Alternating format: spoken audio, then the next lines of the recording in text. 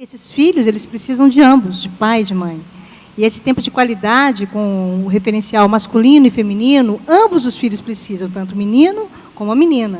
E uma das coisas que, inclusive, você disse, que às vezes fica se rodando em torno de um círculo, sem sair para um lugar bem direcionado, com um fim proveitoso, é porque as pessoas estão faltando um foco específico. Está faltando, inclusive, o caminho a seguir. O caminho. E o caminho, ele insere, principalmente nessa educação, pai e mãe. Porque ambos é que vão estruturar um filho numa formação psíquica e até mesmo no encontro de uma identidade, de uma autoimagem. Essa criancinha pequenininha, desde o ventre materno até ela atingir uma certa idade, que a gente chama de maioridade, que é aos 21 anos de idade, ela precisa desses referenciais. E são de ambos, do pai e da mãe. E não é muito tempo, é tempo de qualidade. E eu acho que é o que nós vamos falar bastante e aqui. Também, basicamente, nós estamos falando aqui de uma questão de prioridades, né? Prioridades. Estabelecer prioridades. O que vai ser prioridade para mim? Se é o meu trabalho, se é a família, né? Só que, muitas vezes, essa questão da prioridade, às vezes, a gente não pode escolher muito, né? Por exemplo, trabalhar, muitas vezes, não é uma escolha. É uma necessidade. Uma necessidade. Né? Porque tem a diferença aí do real e do ideal, né? Às vezes, trabalhamos muito com essa questão do real, né? O ideal seria que a mãe pudesse estar dedicando todo o seu tempo, né? Exatamente. Ali, só que agora, a gente não hoje... pode confundir, né? A questão de eu tenho necessidade de trabalhar, eu preciso de trabalhar e deixar outras coisas também que são primordiais na vida da gente, como a família, os filhos, para trás, né? A gente tem que saber colocar isso aí na balança, nesse tempo hoje onde a gente precisa, né, sair de casa, principalmente agora as mulheres, né, sempre aí ajudando os maridos, saindo de casa, trabalhando, voltando. Como é que isso fica, né? Tem que saber balancear. Só uma piadinha rápida aqui, eu li no Facebook esses dias aí que as mulheres só não dominaram o mundo porque pararam para passar o batom e pentear o cabelo. Mas, Andréia, está falando aí, né? Você vem como empresária, está aí atuando aí no mercado. Como é que é essa condição que você viu aí, o que as meninas colocaram aí? Gostaram do meninas? Gostaram? Muito. Então, para mim, eu me cobro bastante, assim, eu tento ser super mãe. Mas, infelizmente, eu passo mais tempo de qualidade do que tempo mesmo, assim, de relógio. Né? De quantidade, de quantidade. Né? Eu passo pouco tempo com meus filhos, porque eu trabalho muito. Eles passam mais tempo com o pai deles do que comigo. Mas eu tento compensar isso em tempo de qualidade. O tempo que eu estou com eles, eu estou com eles, eu me dedico totalmente a eles. Tem noites que eu tenho meia hora para ficar com eles. É o tempo que eu consigo pegar eles acordados. Mas é o tempo que eu aproveito para sentar ali no chão, pegar a Bíblia, fazer cultinho. Eu faço cultinho com meus filhos, eles têm 2 anos e 3. Mas eles adoram, é muito bom. Então, o assim... papai, só aí, porque eu tenho que puxar a orelha aqui dos pais aqui, não é minha obrigação. O papai também participa ou é isso aí, nesse cultinho? Às vezes participa. Às vezes, com ele, fica o dia mais tempo com eles, pega na escola e fica... Aí a gente dorme mais cedo, aí... sobra para nós 3, mas a gente persiste ali. E o mais velho também, às vezes, chama ele, insiste, fala, vem, papai, e acaba participando. Oh, que legal. E a pastora Rosângela, como é que a senhora está vendo essa é a nossa introdução à figura do pai, o tempo aí, como é que a senhora vive isso e está vendo no contexto atual? Muito importante. A gente tem visto ao longo dos anos, né, a figura masculina como é importante dentro do lar. Né? Hoje nós vemos consequências nas famílias, frutos dessa presença masculina, dessa não presença masculina dentro de casa. Eu mesma tenho experiência, né, de casa, antes de ministério, de trabalho secular, onde meu marido trabalhava o dia inteiro, muito, chegava em casa muito tarde. Então, ele teve pouca participação no início da criação de nossas filhas e hoje tem um tempo de correr atrás, vamos dizer assim, né? Compensação. Então, eu mesma tive que também retroceder em alguns anseios meus, né, por conta dessa vamos dizer assim, dessa ficha que caiu, de repente, não, isso vai passar, né, a infância, a adolescência delas vai passar e eu não vou ter outra oportunidade para estar presente. Então, eu preciso fazer agora. Agora é o momento. Então, eu também tenho uma formação em serviço social. Na época, eu tinha anseios de me projetar na carreira. E foi um tempo onde Deus me chamou e disse, olha, né, vamos parar um pouco.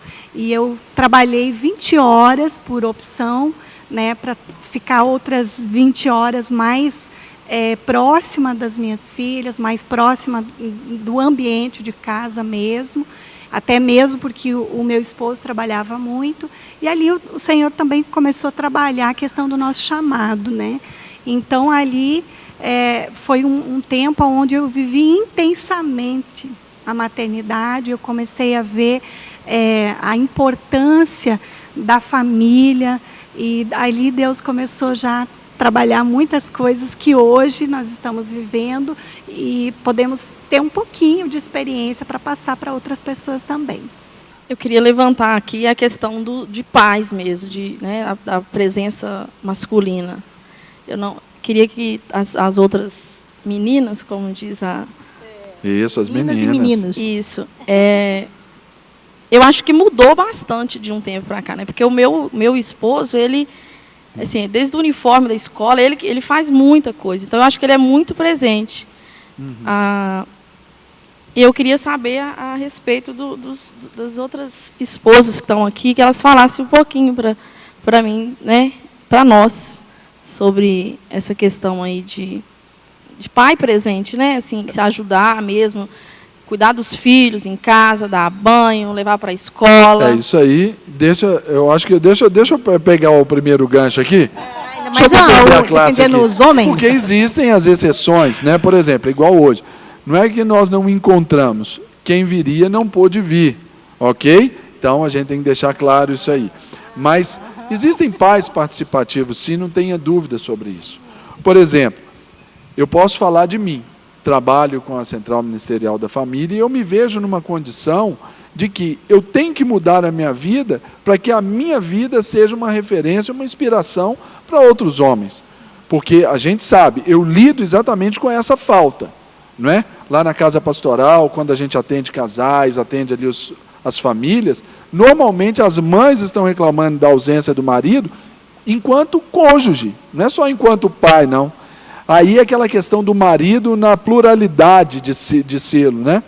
Então, eu, por exemplo, nas consultas de pré-natal dos meus filhos, eu só não fui em uma dos 2 filhos, em uma só, porque na época eu não tinha carro, tinha que sair, deslocar, não ia dar tempo, então foi uma luta, eu não fui só nessa. As outras todas eu fiz, consulta dos meninos, eu acho que hoje eu tenho o João Pedro com 8, a Ana Clara com 5, eu acho que eu só não fui em uma ou 2 consultas, quer de continuidade, essas consultas aí de rotina, ou aquelas outras consultas emergenciais. Claro, eu sempre estava lá.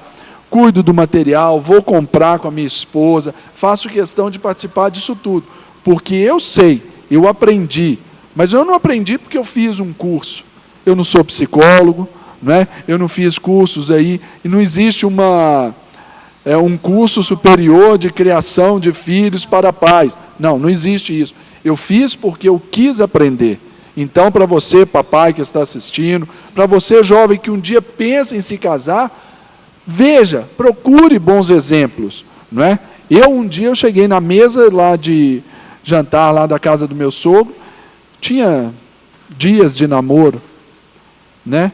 Eu disse para ele, olha, é aí que eu quero chegar. Tive meu sogro como exemplo, alguns irmãos da fé como exemplo. A palavra de Deus me deu muita base sobre isso. Então, eu me dedico naquilo que eu posso, como pastor, né? Você sabe, né? A Rosângela é a esposa de pastor. Temos uma vida super, hiper, mega corrida, mas eu me esforço para estar lá. Agora, tem gente que pode dar mais, não tenha dúvida. Serginho, eu vejo que tem muitos pais que hoje conseguiram absorver essa ideia e até mesmo estão se aderindo a realmente haver essa participação dentro da família. Mas parece que tem muita gente que vive num novo século, mas com a mente do século passado. Existem muitos homens que ainda estão com distorções de valores internos. E fica muito dentro desse contexto de obrigação. E essa questão, se a gente for levar o pé da letra, obrigação, a coisa começa a entrar num outro contexto. Porque realmente tem que ser mudados os valores, tem que ser mudados, ser visto as necessidades, tem que ser vista essa inclusão. A família hoje ela é participativa, hoje tanto o pai e a mãe participam dentro desse núcleo, hoje os filhos têm que ser inclusos dentro desse núcleo também.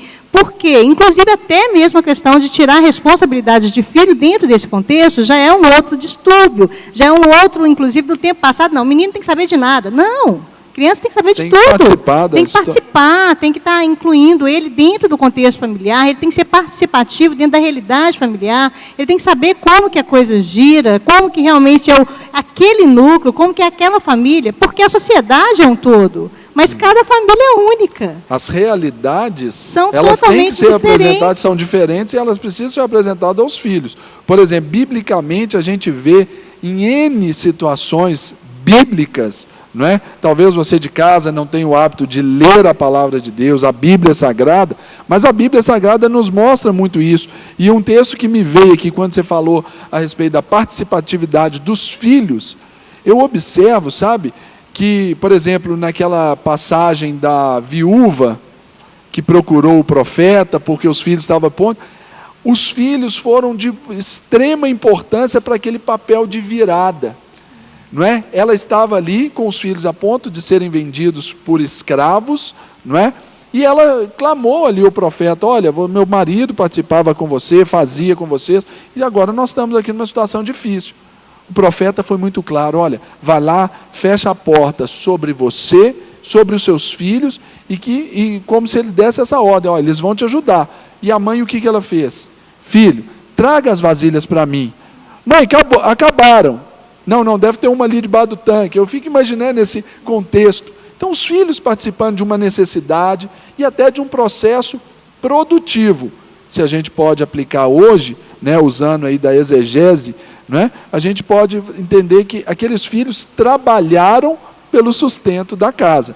O que não diz respeito diretamente a uma exploração da criança. Inclusive, às vezes, pai e mãe querem ser super, né? Eu não posso deixar o meu filho passar por necessidade, eu não posso permitir que ele tenha aquilo que lá atrás para mim foi tão dificultoso. Espera aí. Aí você quer virar um super. O super não come, o super não dorme, o super não machuca, o super cai no chão e não morre. O super não erra, cara. O super não erra. Esse que é o problema. Mas sabe o que acontece hoje? Eu trabalho em sala de aula e a gente tem muitos exemplos claros, assim, né? Do que acontece quando o pai, a mãe, eles trabalham fora, eles se dedicam e tudo, e às vezes eles têm um sentimento de culpa, né? Eu não posso doar meu tempo para o meu filho, não posso viver com ele o que eu queria viver, participar do que eu queria participar. Mas é exatamente essa mentalidade de que eu quero dar o melhor, eu preciso dar o melhor. E, no entanto, as crianças elas estão ficando até mal acostumadas a só receberem e não passarem por essas questões de, nossa, eu preciso, vamos juntar, vamos orar, vamos como família nos chão, dedicar, como a Andréia diz, né, rolar, sentar no chão, brincar. Né, eles não participam. Então, é aquela coisa, eu trabalho, não, mas é por você que eu faço isso, né? E passam isso para eles, inclusive. Né? Isso até, né, a gente sabe que para o fator emocional da criança, isso é um peso lá na frente, né, cara? Sim. Essa condição, olha, eu estou fazendo isso é por você, eu estou trabalhando é para você, você tem que dar valor a isso. Isso é um peso, não é? É um peso para a criança e um erro do pai, porque você está fazendo isso, você está deslocando dentro dele alguma coisa que não está dando conta de resolver e está canalizando isso para um sistema de defesa, que a gente chama de sistema de defesa do ego. Então, eu faço tudo para o meu filho. A minha vida é o meu filho. Opa, esse discurso é errado. E aí, errado. até para a formação da identidade dessa criança, é muito pesado, né? Muito.